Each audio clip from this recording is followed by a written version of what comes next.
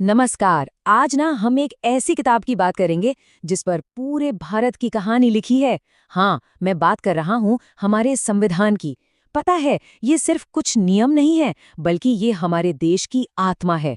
तो चलिए साथ मिलकर समझते हैं कि आखिर ये हमारी जिंदगी को कैसे आकार देता है। तो सबसे पहले एक बहुत ही सीधा सा सवाल, आखिर किसी देश को चलाता कौन है? क्या कुछ लोग या फिर कोई एक नेता? असल में ना, किसी भी देश को आगे बढ़ाने के लिए, सही ढंग से चलाने के लिए कुछ रूल्स, कुछ नियम बहुत जरूरी होते हैं। और बस यहीं पर एंट्री होती है संविधान की। तो संविधान क्या है? सिंपल शब्दों में, ये देश का सबसे बड़ा कानून है, द सुप्रीम लॉ। समझ लीजिए, ये एक रूल बुक जैसा है जो साफ साफ बताता है कि भाई सरकार कैसे काम करेगी, हम जैसे नागरिकों के क्या अधिकार होंगे और पूरे देश का स्ट्रक्चर कैसा होगा। तो जो हमने पहले सवाल पूछा था, उसका जवाब मिल गया। देश को नियम चलाते हैं और वो सारे नियम इसी संविधान में लिखे हैं। अच्छा, एक बात तो साफ है कि भारत का संविधान कोई एक दिन में नहीं बन गया। इसे बनाने के लिए एक संविधान सभा यानी कॉन्स्टिट्यूएंट असेंबली बैठी थी। कई सालों की मेहनत के बाद 26 नवंबर 1949 को इसे अपनाया गया और फिर आखिरकार 26 जनवरी 1950 को इसे पूरी तरह से लागू कर दिया गया। और हाँ, यही वो दिन है जिसे हम हर साल रिपब्लिक डे के रूप में मनाते हैं। तो अब सवाल उठता है कि आखिर हमारे संविधान में ऐसा क्या खास है जो इसे इतना मजबूत बनाता है।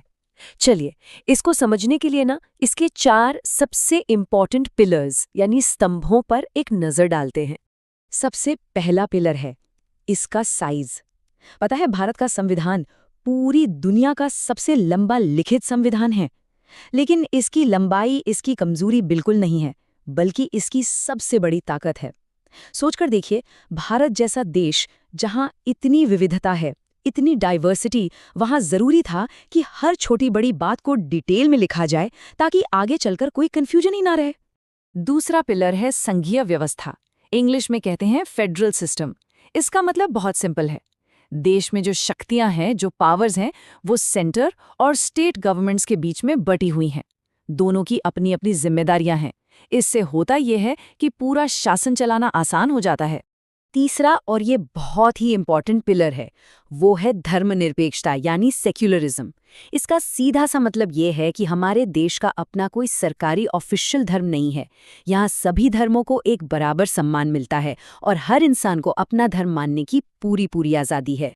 और चौथा पिलर, लोकतंत्र यानी डेमोक्रेसी। इसका मतलब तो हम सब जानते हैं, असली शक्ति आम जनता के हाथ में है। हम लोग इलेक्शंस के जरिए अपने रिप्रेजेंटेटिव्स चुनते हैं और फिर वही लोग मिलकर सरकार बनाते हैं और देश को चलाते हैं।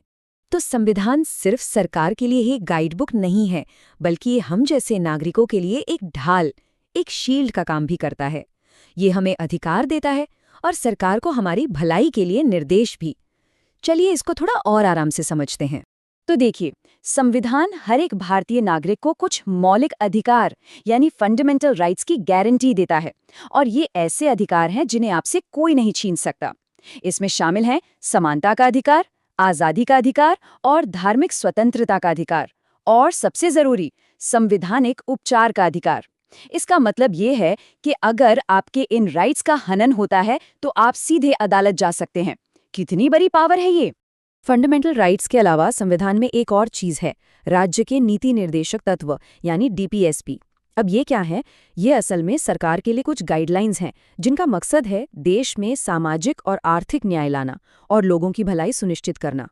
तो फिर इन दोनों में मेन फर्क क्या है, फंडामेंटल राइट्स और डीपीएसपी में? देखिए, मौलिक अधिकार आपकी लीगल गारंटी हैं। अगर वो पूरे न हो तो आप कोर्ट का दरवाजा खटखटा सकते हैं। जबकि जो निर्देशक तत्व हैं वो सरकार के लिए एक मॉरल कंपास जैसे हैं, एक गाइड की तरह, जो उन्हें एक बेहतर समाज बनाने के लिए रास्ता दिखाते हैं। सिंपल है, एक नागरिकों को शक्ति देता है तो दूसरा सरकार को सही दिशा। चलिए, नियम और अधिकार तो ठीक हैं, पर इनको जमीन पर रियलिटी में लागू कौन करता है? इसके लिए संविधान ने सरकार को 3 बहुत ही पावरफुल अंगों में बांटा है जो मिलकर देश को चलाते हैं। ये पूरा सिस्टम ना एक इंजन की तरह काम करता है। इसका पहला हिस्सा है विधायिका यानी लेजिस्लेचर। इसका काम क्या है? कानून बनाना। फिर आता है दूसरा हिस्सा, कार्यपालिका यानी एग्जीक्यूटिव, ये बनाए गए कानूनों को लागू करती है। और तीसरा है न्यायपालिका यानी जुडिशरी। इसका काम है ये देखना कि कानूनों का सही मतलब निकाला जाए और सब उनका पालन करें। ये तीनों मिलकर एक चेक एंड बैलेंस का सिस्टम बनाते हैं। और अब आते हैं संविधान की सबसे दिलचस्प बात पर। वो ये है कि ये समय के साथ रुका हुआ नहीं है। ये कोई पत्थर की लकीर नहीं है, बल्कि एक जिंदा दस्तावेज है, अ लिविंग डॉक्यूमेंट, जो समय के साथ सांस लेता है, बदलता है और इवॉल्व होता है। और इस बदलाव को कहते हैं संशोधन या अमेंडमेंट। टाइम और सोसाइटी की ज़रूरतों के हिसाब से संविधान में बदलाव किए जा सकते हैं और किए भी गए हैं।